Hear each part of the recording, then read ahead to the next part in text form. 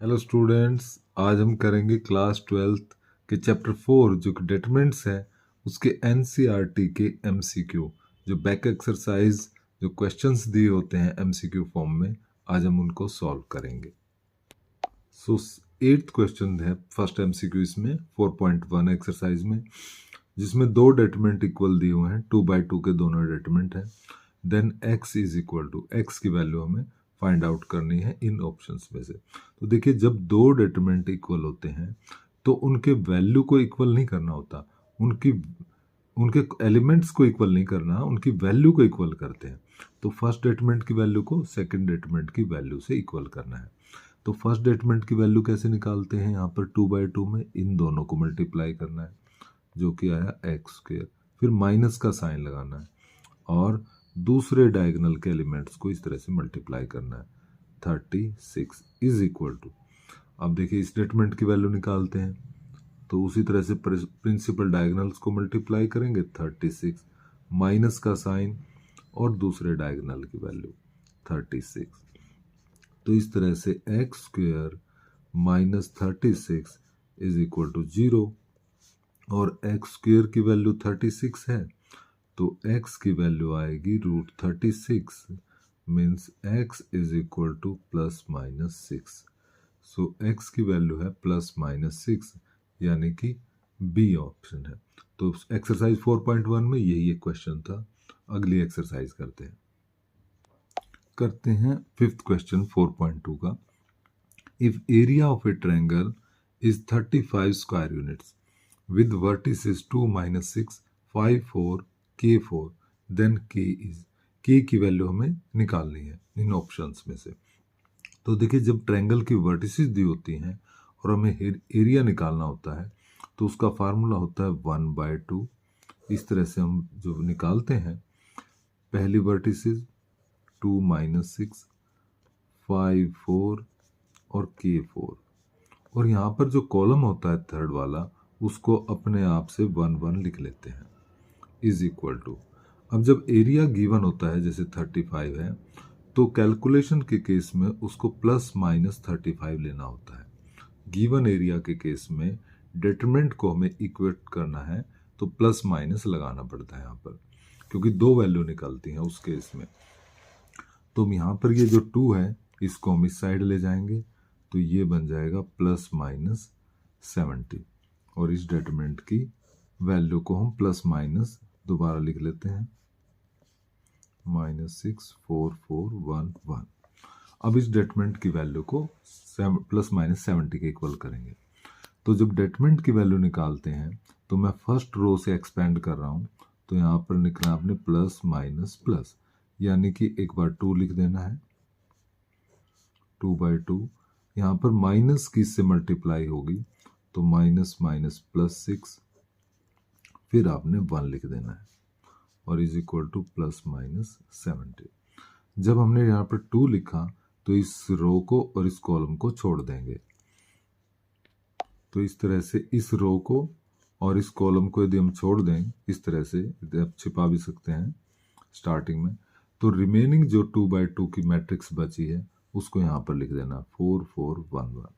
अब 6 का केस है तो इस रो को और इस कॉलम को ऐसे छिपा लेंगे, तो उस तरह से जो बचेगा 5 K 1 1, और फिर 1 के केस में फर्स्ट रो और थर्ड कॉलम को इस तरह से जो रिमेनिंग 2/2 की मैट्रिक्स है उनको हम लिख लेंगे।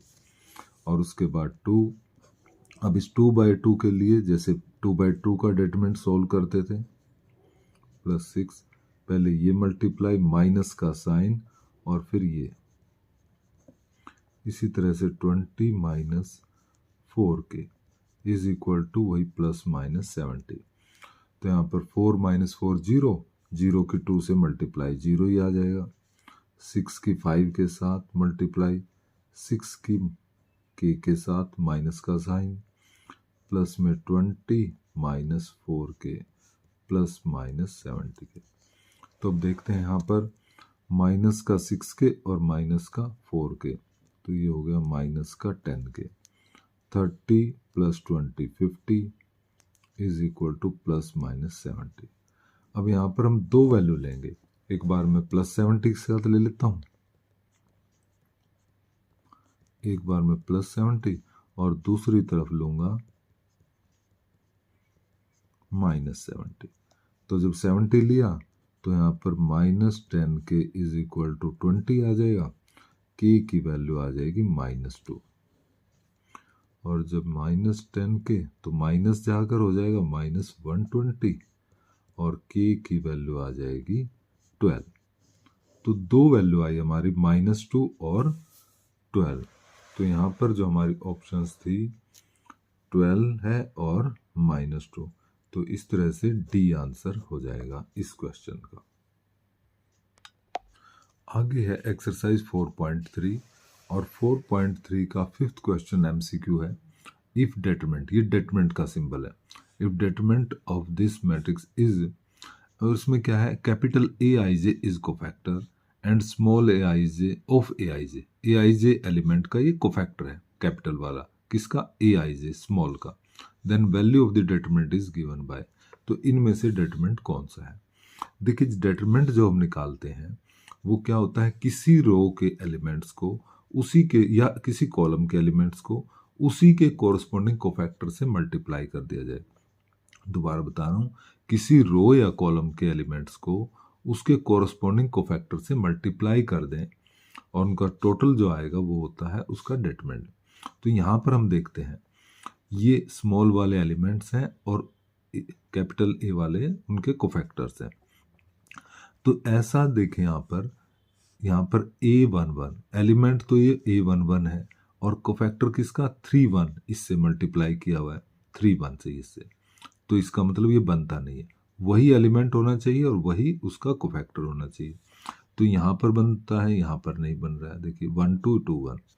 इसी तरह से यहाँ पर 2 1 है तो ये 1 1 है, जबकि डी ऑप्शन में देखिए A11 है, यहाँ पर भी कोफैक्टर भी A11 का है, 2 1 तो कोफैक्टर भी 2 1 का है, 3 1 तो कोफैक्टर भी 3 1 का है। दूसरी बात ये A11 2 1 और 3 1, A11 2 1 और 3 1 ये एलिमेंट लिए हैं किसके, फर्स्ट कॉलम के, और कोफैक्टर के भी किससे लिए, कोरस्पॉन्डिंग फर्स्ट कॉलम के ही लिए हुए हैं। सो डी ऑप्शन है इस क्वेश्चन का। अब एक एक्सरसाइज 4.4 और जिसका 17th क्वेश्चन है कि let a be a non singular matrix, मतलब एक ऐसी मैट्रिक्स है जिसका डेटरमिनेंट नॉन जीरो है, जिसका डेटरमिनेंट क्या है, नॉन जीरो है, ऑफ ऑर्डर 3/3, 3 रो और 3 कॉलम्स है इसमें। देन एडजॉइंट ऑफ ए का डेटरमिनेंट, ये डेटरमिनेंट का सिंबल है, इज इक्वल टू क्या रहेगा। तो देखिए यहाँ जो हमारा फार्मूला लगेगा इसमें, एडजॉइंट ऑफ ए का डेटरमिनेंट होता है ए डेटरमिनेंट की पावर n-1। यहाँ पर n क्या है, ऑर्डर ऑफ द मैट्रिक्स, तो इस केस में यहाँ पर 3/3 के केस में n 3 लगेगा, यदि 2/2 ऑर्डर होता तो यहाँ पर n की वैल्यू 2 लगती। तो यहाँ पर जब हम इसको डालते हैं एडजॉइंट ऑफ ए का डेटरमिनेंट, ए डेटरमिनेंट की वैल्यू, तो यहाँ पर कितना लिया जाएगा 3-1, means adjoint of A is equal to determinant of A का स्क्वायर। तो ये रिलेशन बन गया। तो यहाँ पर डेटरमिनेंट ए का स्क्वायर बी ऑप्शन के अंदर है, so answer is B. Question number 18 है इसी एक्सरसाइज का, A is an invertible matrix. Invertible matrix मतलब जिसका इनवर्स एग्जिस्ट करता है, जिसका हम इनवर्स निकाल सकते हैं, ऑफ ऑर्डर 2, ऑर्डर 2 का मतलब है कि 2/2 है, 2 रो और 2 कॉलम है। Then determinant of a inverse is equal to, देखिए क्या रिलेशन होता है, determinant of a inverse equal to होता है 1/a का डेटरमिनेंट। यानी यदि a का डेटरमिनेंट 5 है, तो मैं ऐसे बता देता हूँ कि यदि a का डेटरमिनेंट 5 है तो a इनवर्स का जो डेटरमिनेंट होगा वो 1/5 होगा। इस तरह का रिलेशन आपस में होता है। तो हम हमारे से पूछा है डेटरमिनेंट ऑफ ए इनवर्स, यानी कि ये 1/a डेटरमिनेंट, यानी कि इस जैसा इसमें लिखा हुआ है 1/ डेटरमिनेंट ऑफ ए, तो ये या ए की बात है। तो इसमें ऐसे लिखा हुआ है 1/a डेटरमिनेंट, तो यानी कि ये बी ऑप्शन है हमारा, बी आंसर है, ये या ये लिख सकते हैं। आगे है मिसलेनियस एक्सरसाइज, इसमें 2 क्वेश्चन है, 8वां और 9वां। तो 8th क्वेश्चन दिया हुआ है कि x y z non zero real number है, ए कोई मैट्रिक्स है और इसका क्या होगा, इन्वर्स पूछा हुआ है इस मैट्रिक्स का। तो ये जो ए मैट्रिक्स है डायगोनल मैट्रिक्स है, इसमें देखिए डायगोनल एलिमेंट्स को छोड़कर बाकी सब जीरो हैं, तो इसका आंसर हमें बताना है। तो मैं इन्वर्स इस क्वेश्चन में, वैसे 1 मार्कर है ये, मैं इसका शॉर्टकट भी बता दूंगा, बट कैसे इन्वर्स निकालते हैं वो भी आप इसमें समझ लीजिए कि इन्वर्स का भी आपका रिवाइज हो जाएगा, इन्वर्स कैसे निकालते हैं। सो इन्वर्स निकालने के लिए सबसे पहले हमें ए डिटरमिनेंट निकालना होता है और डायगोनल एलिमेंट्स को मल्टीप्लाई कर देते हैं जब बाकी सभी जीरो होते हैं, सिर्फ डायगोनल एलिमेंट्स बचे होते हैं, तो इनको मल्टीप्लाई करेंगे x into y into z, तो ये तो आ गया हमारा ए डिटरमिनेंट। अब हमें निकालना है A11, A12, A13, ये कोफैक्टर्स निकालने हैं, A21, A22, A23, A31, A32 और A33। अब आपको पता है जहां पर इनका जैसे 1 और 1 2 इवन, तो यहाँ तो कुछ नहीं, जहां ओड बनता है जैसे 1 2 3, वहां पर माइनस साइन हमें लगाना पड़ता है, जैसे यहाँ भी 3 बन रहा है, यहाँ 5 बन रहा है और यहाँ पर 5, बाकी में साइन चेंज नहीं होते। तो A11 निकालने के लिए ये रो और ये कॉलम छोड़ देंगे और बाकी जो बचता है इसकी इससे मल्टीप्लाई माइनस इसकी इससे मल्टीप्लाई, तो वाई जेड माइनस 0, तो यहाँ पर वाई जेड आएगा। फिर A12 में, A12 ये एलिमेंट है, इस रो को छोड़ेंगे और इस कॉलम को और माइनस आगे लगानी है, तो बनेगा 0z माइनस 0 0। फिर इसी तरह से 1 3 ये एलिमेंट है, ये रो ये कॉलम छोड़ेंगे और दिस माइनस दिस, तो ये भी 0। तो इस तरह से हम देखेंगे कि ये सब 0 बन जाएंगे, सिर्फ जो हमारे बचेंगे ये डायगोनल के एलिमेंट्स ही बचेंगे। जैसे यहाँ वाई जेड आया है, तो 2 2 के लिए ये एलिमेंट, ये रो ये कॉलम छोड़ने पर एक्स जेड माइनस 0, तो एक्स जेड आएगा। इसी तरह 3 3 एलिमेंट्स में ये कॉलम और रो छोड़ने पर एक्स वाई माइनस 0, यानी कि एक्स वाई आएगा। तो इस तरह से हमारे कोफैक्टर आ गए। और जब एडजॉइंट ए निकालना होता है तो जो कोफैक्टर मैट्रिक्स होती है उसका ट्रांसपोज करना होता है। कोफैक्टर मैट्रिक्स कैसे आएगी, ये जो एलिमेंट्स हैं इनको इनके कोफैक्टर से रिप्लेस करना होता है। जैसे वाई जेड यहाँ पर आ जाएगा, ये वाली 0 यहाँ आ जाएगी, ये वाली 0 यहाँ पर, ये वाली 0 और यहाँ पर एक्स जेड। तो हर एलिमेंट्स को ऐसे उनके कोफैक्टर से रिप्लेस कर देंगे और उसका लेना होता है ट्रांसपोज। तो ट्रांसपोज में रो और कॉलम को चेंज करेंगे तो इस मैट्रिक्स पे कोई असर होगा नहीं, क्योंकि ये डायगोनल मैट्रिक्स है, एज इट इज ही आ जाएगी। अब निकालना हमें ए इनवर्स, और ए इनवर्स होता है adjoint of A divide by A का determinant.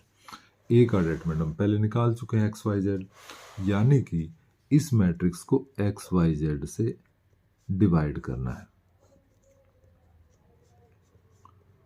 X Z 0 0 0 x Y, और जब डिवाइड करेंगे एक्स वाई जेड से, ये 1 अपॉन एक्स वाई जेड यहाँ अंदर जाएगा, तो क्या होगा y z upon x y z 0 0 0, यहाँ पर भी एक्स जेड के बटे एक्स वाई जेड हो जाएगा 0 0 0, और एक्स वाई के बटे एक्स वाई जेड हो जाएगा।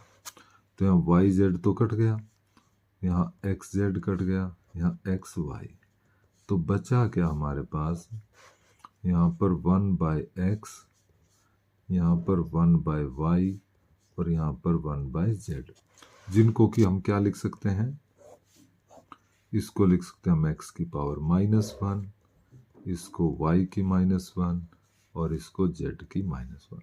तो इस तरह से हमारा ये आंसर आ गया। तो ये तो था बड़ा मेथड।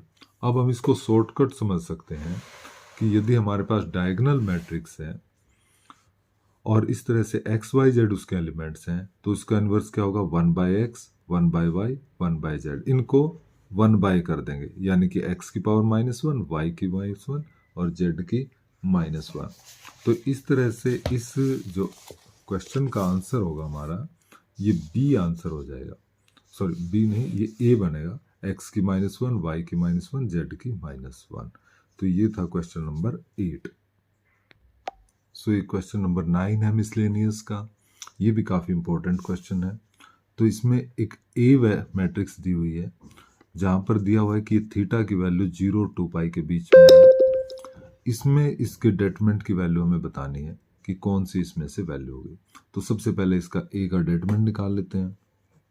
अब ए का डेटरमिनेंट निकालने के लिए जैसे फर्स्ट रो से मैं एक्सपेंड कर रहा हूँ, तो फर्स्ट रो के एलिमेंट्स को लिखना आपने 1, और यहाँ पर हम क्या लिखते हैं प्लस माइनस प्लस, यहाँ पर प्लस माइनस प्लस से मल्टीप्लाई करते हैं, यानी 1 का 1 और एक 2/2 की मैट्रिक्स। साइन थीटा को किससे माइनस करना है, माइनस से मल्टीप्लाई करना है, और फिर यहाँ पर +1। अब जब 1 लिखा हमने तो फर्स्ट 1 किसका एलिमेंट है, फर्स्ट रो का, तो इस फर्स्ट रो को भी छोड़ देना है और जिसमें ये है इस कॉलम को भी छोड़ देना है। तो बाकी जो बचा हमारा, फर्स्ट रो को भी छोड़ दिया और फर्स्ट कॉलम को भी। तो यहाँ जो 2/2 का बचता है उसको लिख लेते हैं। इसी तरह माइनस साइन थीटा एलिमेंट है हमारा फर्स्ट रो को और सेकंड कॉलम का, तो फर्स्ट रो को और सेकंड कॉलम को छोड़ देंगे, तो बाकी जो बच रहा है minus sine theta -1 sine theta और 1। अब 1 फर्स्ट रो और थर्ड कॉलम को छोड़ देंगे, तो ये नजर आ रहा है ना मुझे, माइनस साइन थीटा, इस तरह से लिख लेंगे। अब डेटरमिनेंट के लिए 1, इसकी इससे मल्टीप्लाई, माइनस का साइन और इन दोनों की, तो ये माइनस का साइन ये और माइनस साइन स्क्वायर ये, तो यहाँ पर प्लस हो जाएगा, माइनस साइन थीटा, यहाँ पर इन दोनों की मल्टीप्लाई, माइनस का साइन। अब जब ये मल्टीप्लाई करेंगे तो ये आएगा माइनस साइन थीटा, तो जो कि प्लस हो जाएगा, इन दोनों की multiply sine square theta, plus का माइनस का साइन लगाते हैं और इनकी मल्टीप्लाई -1, तो ये हमारा +1 हो जाएगा। सो 1 plus sine square theta minus sine theta, यहाँ पर ये कैंसिल होकर 0 और ये साइन स्क्वायर थीटा +1। तो इस तरह से 1 और 1 2, ये तो पूरा 0 हो गया, sine square plus sine square 2 sine square theta, यहाँ से 2 भी कॉमन ले सकते हैं हम, तो 1 प्लस साइन स्क्वायर थीटा बना। अब डेटरमिनेंट की वैल्यू बतानी है हमें, डेटरमिनेंट नहीं बताना था कि किसके बीच में लाई करते हैं। अब देखिए हमें पता है कि जो हमारा साइन थीटा होता है उसकी जो वैल्यू होती है 0 और 1 के बीच में होती है, इक्वल टू भी होता है। तो जब 0 होगी मिनिमम वैल्यू, मैं इसकी मिनिमम वैल्यू देखता हूँ, मिनिमम वैल्यू कब होगी, जब साइन थीटा 0 होगा। तो उस केस में 2 × 1 प्लस साइन की जब 0 वैल्यू होगी तो 0 का स्क्वायर 0, तो 2 × 1 2, यानी हमारी जो ये डेटरमिनेंट है इसकी मिनिमम वैल्यू आएगी 2। और देखते हैं हम मैक्सिमम वैल्यू, तो साइन थीटा की जो मैक्सिमम वैल्यू होती है 1 होती है, तो साइन स्क्वायर थीटा की भी मैक्सिमम वैल्यू क्या होगी 1। तो इस डेटरमिनेंट की वैल्यू हमारी मैक्सिमम, यानी साइन स्क्वायर को यदि 1 रख दें तो 2 × 2 दैट इज 4 हो रही है।